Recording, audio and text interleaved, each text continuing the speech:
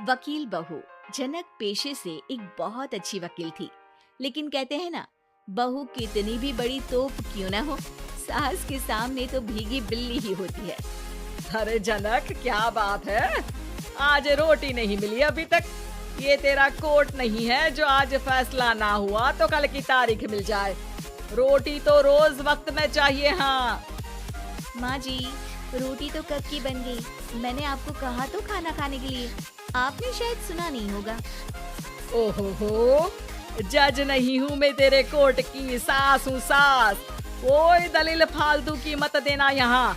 बहुत जानती हूँ मैं इन वकीलों को, अपनी बात ऊपर रखने के लिए झूठ बोलने में जरा भी नहीं सोचते।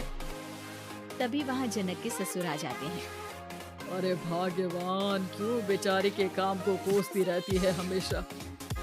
मैं भी तो था वहाँ जब ये आई थी तुझे रोटी खाने को बुलाने के लिए। सास को तो अब गुस्सा आ जाता है कि कैसे किसी ने बहू की साइड ले ली। अरे वाह जी वाह, वो तो मैं जानती थी कि कोई ना कोई गवाह तो ये पेश कर ही देगी, पर मैं तो अब सीधा खाना खाकर सोने जाऊंगी। मुझे आदत नहीं है किसी से बहसा बहसी करने की। पता नहीं कैसे ये वकील इतना दिमाग लगाकर खुद तो झूठ बोलते ही है, साथ में झूठे गवाह भी ले आते हैं। जनक को सास के ताने सुनने की अब आदत सी पड़ जाती। एक दिन जनक वकील की ड्रेस पर काला कोट पहनकर कोर्ट के लिए निकल ही रही होती है कि अरे कहाँ चली काला कौवा बनकर। टोक दिया ना, अब कोर्ट तो वकील वाली ड्रेस पहनकर ही जाऊंगी ना। वाह भाई वाह, दामिनी तो मैंने भी देखी है। सन्नी पाजी ने ऐसा ही कोट पहना था और कहा था कि तारीख पर तारीख, तारीख पर तारीख। मतलब कि कोई बात करनी है तो बोलिए, वरना वक्त नहीं है मेरे पास खराब करने के लिए। अरे पता नहीं तुझ में क्या देखा मेरे बेटे ने, सारा दिन वकीलों वाली बहस करती है, भोली भाली सास के साथ। अच्छा सुन, जो इतनी बहस मेरे आगे करती है ना, जरा अपने बॉस से कर ले, जो 1 साल भी ना हुए तेरी शादी को और काले कपड़े पहना दिए। अंदर जा और लाल कोट पहन कर आ, पता तो चले कि नई नवेली शादी हुई है। अरे माँ जी, कोर्ट में मेरा बॉस क्या करेगा, ये तो पूरे देश की ड्रेस है वकीलों के लिए। लेकिन सास तो ठहरी सास। अच्छा, तो कोई जरूरत नहीं है 2-4 साल कोर्ट जाने की। शादी थोड़ी पुरानी हो जाए तब इजाजत दे दूंगी मैं तुझे काले कपड़े पहनने की। अब क्या था, मन मारकर जनक को लाल रंग का कोट पहनकर कोर्ट जाना पड़ता है। उसकी जाने के बाद आहा, बढ़िया आई पूरे देश की ड्रेस की बात करने वाली। अरे पहना दिया ना लाल कोट। अब सास आए दिन या तो जनक को उसके काम का ताना देती या फिर उसका काम छुड़वा देने की धमकी। तंग आकर एक दिन जनक पति से कहती है, मैं सोच रही हूँ कि कोर्ट जाना बंद ही कर दूं। अरे क्यों यार, इतना अच्छा करियर है, क्यों छोड़ने की सोच रही हो? अरे लाल रंग का कोट पहनकर जाना पड़ता है। हर बात पर सास ताना देती है कि वकील तेज होते हैं, सवाल जवाब करते हैं, झूठी दलीलें देते हैं। अरे तो ठीक है ना, वो जो कहती है अपनी समझ से कहती है, लेकिन तुमको तो पता है ना कि सच्चाई क्या है। जनक को पति की बात से हौसला मिलता है कि तभी घर पर कुछ लोग आ जाते हैं।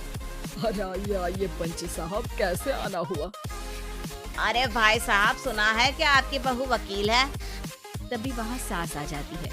हाँ है तो, लेकिन क्या हुआ, फिर कहीं बहस कराई क्या? अरे हम तो खुद दुखी है उसके व्यवहार से।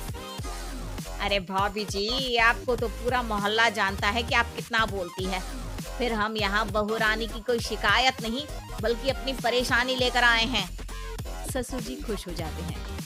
हाँ हाँ, मैं भी बहू को बुलाता हूँ। जनक वहाँ आती है, सबको नमस्ते करके बैठ जाती है। बहू रानी, हमारे गांव में बड़ी मुसीबत आ गई है। अब तो पूरे गांव की जिम्मेदारी मानो तुम्हारे कंधों पर है। अरे ना ना, इससे तो घर की जिम्मेदारी पूरी नहीं होती, ये गांव की जिम्मेदारी क्या लेगी? भाभी जी, आप चुप हो जाओ, यहाँ पढ़े लिखे लोगों की बात हो रही है। आप जाओ, जरा रसोई से सबके लिए चाय लेकर आओ। मैं कॉफी लूंगी। हाँ हाँ, वकील साहिबा के लिए कॉफी। सास सर पैर सब पटक कर वहाँ से निकल जाती है। बहू, गांव में पानी नहीं आ रहा है, पड़ोसी राज्य ने हमारा पानी रोक रखा है। इसका मामला तो बड़े कोर्ट में चलेगा पंच जी, लेकिन ऐसा क्यों? वो राज्य हम लोगों से पानी के पैसे मांग रहा है। अब आधे गांव में पानी की सप्लाई खत्म हो गई है बहुरानी। अच्छा पंच साहब, बात गांव की है तो मैं जरूर केस लड़ूंगी। यहाँ एक बार फिर सास की एंट्री हो जाती है। अरे वाह जी वाह, ये काम करवा लो, आप हमारी बहू से बहुत अच्छा करती है। मैं हूँ सीधी सादी सास। इस लड़की ने कैसे लड़ लड़ कर मुझे साइड कर रखा है, ये तो अब आपको पता चल ही जाएगा। अरे भाभी जी, आपकी आवाज तो पूरे गांव को सुनाई पड़ती है जब आप बहू रानी को सुंदर वचन सुना रही होती हैं। अरे वकील बहू मिली है, फक्र करो फक्र। हाँ जी हाँ, सारी फकर तो हम लोग ही करें। खैर, अब जो केस लड़ेगी और पानी गांव में आ जाता है तो पंच साहब लिख कर देना होगा कि हैंड पाइप में सबसे पहले मेरी बाल्टी और घड़ा भरेगा। अरे फिर तो हम बहू रानी के नाम पर घर पर ही सप्लाई दे देंगे, लेकिन ये इतना आसान नहीं है। बहू, गांव के पास अभी वकील करने की भी पैसे नहीं है तो। अरे पंच साहब, ये मेरे गांव का मामला है, मैं आपसे एक भी पैसा नहीं लूंगी। सास को बहू की बात पर गुस्सा आ जाता है, लेकिन सबके जाने के बाद झनक मन लगाकर गांव की परेशानियों को दूर करने में लग जाती है। और वो दिन भी आता है कि झनक केस जीत जाती है। अरे आज तो प्लम्बर आकर घर तक पाइप लगा गया है। खुश हो जाओ, मेरे कारण तुम लोगों को घर के अंदर ही पानी मिल जाएगा।